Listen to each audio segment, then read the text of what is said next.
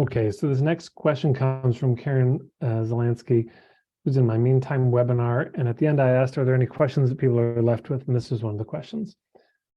What if what I think I'm worth may not get me any clients if it's much too high to be accessible to them? So there's a few things. One, what I think I'm worth. Let's just quibble with this a little bit.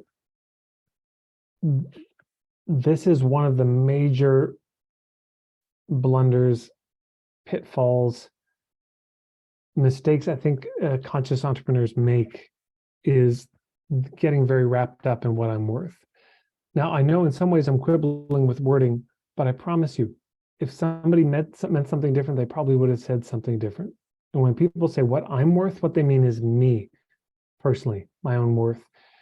And I would just submit, I did a blog post and a video about this called Charging What You're Worth is Bullshit. So I won't belabor the point, but I would go watch those. What you're worth and what you charge have literally nothing to do with each other. But if we reframe the question to what I think my offer is worth, may not get me many clients if it's too high to be accessible. Well, gets down to this question of target market. And there's three criteria of a target market. Number one, it's clear. I should know immediately if I'm in that group or not. Number two, you can find them. Number three, that there's enough of them who can afford to pay you the full price. So if there are not enough people who can afford to pay you your full price, I would just say that's a red flag on the target market. If your people can't afford to pay you full price, you really may want to either there's two things I would suggest. One, rethink the target market. Maybe these aren't your people. Or number two, you got to rethink the business model. Because maybe what you have is a nonprofit if they're all really broke.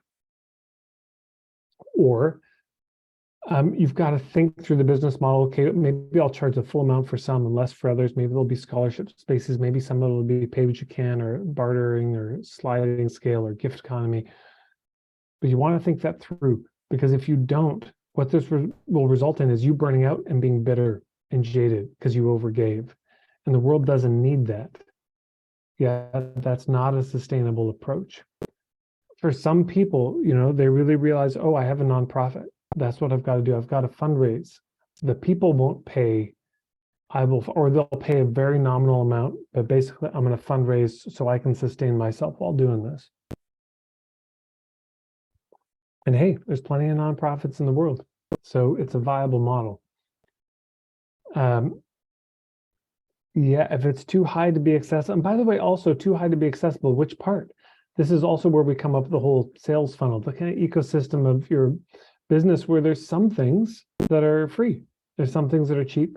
There's some things that are medium and some things that are high, there can be a range of options. So if you look at my business, I've got a ton of free stuff, tons of YouTubes, lots of free stuff on Instagram, Facebook, tons of free stuff on my website. So there's a lot of free. I've got ebooks. Those are all 20 to 40 bucks.